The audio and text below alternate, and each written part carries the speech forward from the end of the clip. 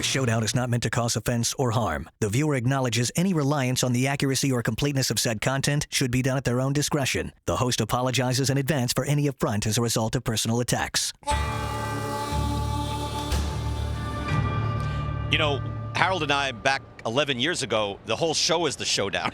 The whole show, we're yelling at each other. I've been telling myself, don't yell at Harold. My wife will tell me, stop yelling at Harold. Don't yell at Harold. So I'm not going to yell at you. I got the same thing when I got home. Stop. Why are you yelling at Harold? Don't be angry yelling at Brian. Stop it. All right. So there was a lot of bunting, moving guys over the hit and run. I know you love that stuff, but so give me your thoughts on the way Arizona was playing early on, and is that the best way to play winning baseball? Well, that's their style. You know, look. They're going to play bunt, move runners, do that type of stuff. That's what they do to win games. They get here in 162 games, and they've done this for 2 seasons. That's who they are. So I think they got to continue to be aggressive and continue to play this game. Yep. So what happens with this type of lineup, you're moving opening holes too, you know, and you're getting guys certain pitches to hit. That's their style of play. All right. They have to catch the ball. They have to play perfect. I look at it this way, Brian. They're shooting 2s. The other team's shooting 3s. Steph Curry's shooting 3s. Fair enough. Yeah. So if I'm going to shoot lay-ins, I better defend him. I better do everything perfect if I'm going to win the game. I would say this, too. Roof is opening up now. The roof's going to be open tonight. It'll be like 75 degrees and beautiful tonight. Yep. If you deaden the ball a little bit, Harold, remember early last year, the ball was at the home run rate was at like a 1986 level. Cleveland Guardians, who are kind of like these Diamondbacks this year. Cleveland was that team last year. They were winning games and looking good. But once the home run rate goes back up, the sacrifice bunt, give up and out, to me, is a wasted opportunity and a wasted out. Could be, but it depends on your personnel. We're watching teams that are built for home runs. They're not. Arizona had 20 home runs in this postseason. They're only second only to Texas. Like they have a little bit of power. So they can play both styles. But I think if you start looking at what they've done with their bunts, those guys are scoring. Well, you're right. And most times you can say it's working. And in the postseason, but would they have scored more if they had not given up an out? That's the question. I don't think the guys get the same pitches to hit. No, I wasn't keen on Longoria going up bunting the first time. Okay, but it drew the infield in. He shot a ball by him. As it turns out. As it turns out. Yeah. But as it turns out, is how we're playing the game. Right. You know, I'll give you this. Right. It's Stratomatic. Right. It's not right to say, hey, and then Carroll hit a triple, and then they would have scored anyway. We don't know that that's happening after that. I will give you that. All right. Let me get you this. Now, I think there should be more stealing in this game. You were a stolen base guy, and I finally saw it with Perdomo last night, where if I'm telling my runners, especially ones with some speed, you, in this new era with 2 disengagements, you better get a disengagement from that guy. You know, use the new rules to your advantage. Why aren't we seeing that? See, dare him to throw over. I agree. And this ends up being a crucial not run.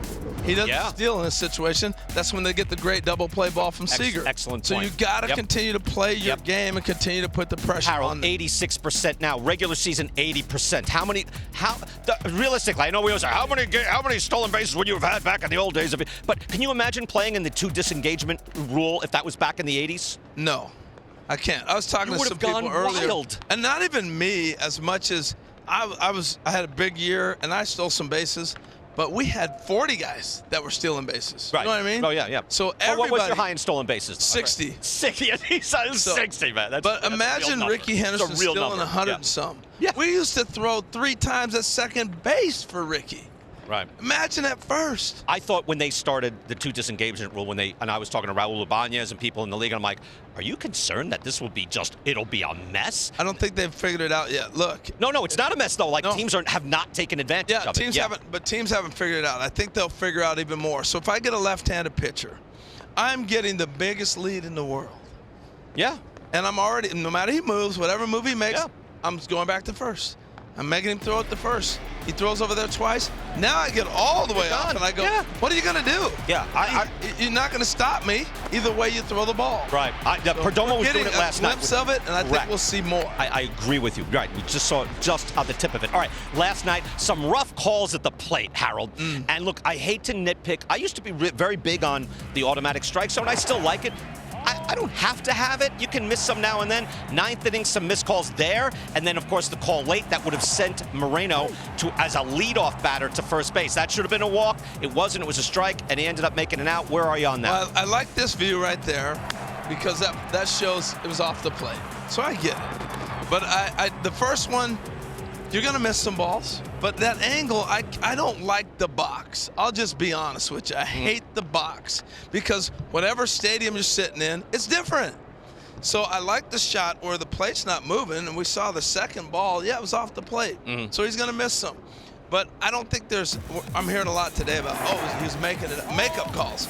There's no makeup calls, guys. Well, in your day, there was a makeup. I lost that early. I'm going to give you this one late. Yeah, nature. I'm not buying it. But but it has been proven that umpires will on a 3-0, man. You had better throw wide of the plate because if you're near the plate, they're going to give you a strike. It's just human nature. That was in my day. Now they're graded for that miss, so you don't end up here in the World Series. Yeah, so here's the other thing. We're going on guys that have been graded again. I go back over to 162 games. Look, we get one situation and go terrible. No, I hear you. We lose our minds. Twitter blows up. Yeah, like, come on. They're graded over 162, and they grade out the best. Where are you on the automated strike zone, though? Should we do that? No. You don't like it? I like the humans. I don't mind the humans as much as I used to not like them. I'm more if it takes a few, you know what I'm saying? If it takes a few years to get the automatic strike zone, I'm fine. Where I used to be very hard, like, no, get it in there, get it right. But I think like everything though, this generation is growing up with stuff. My kids grow up with cameras. They take pictures. They grow up with social media. I didn't. Yeah. So for them now, the players today, they grew up in the minor leagues with automated strike zones. And the box everywhere. And I get the challenge. I'm doing the futures game this year. You'll get a kick out of it. And we're telling our catchers, to all the players, we'll make the decision on the challenge.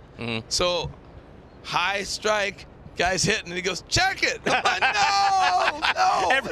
Imagine if you get 2 in a game, that leadoff hitter is using both right away. Good stuff, Harold. Thank you. Stay right there.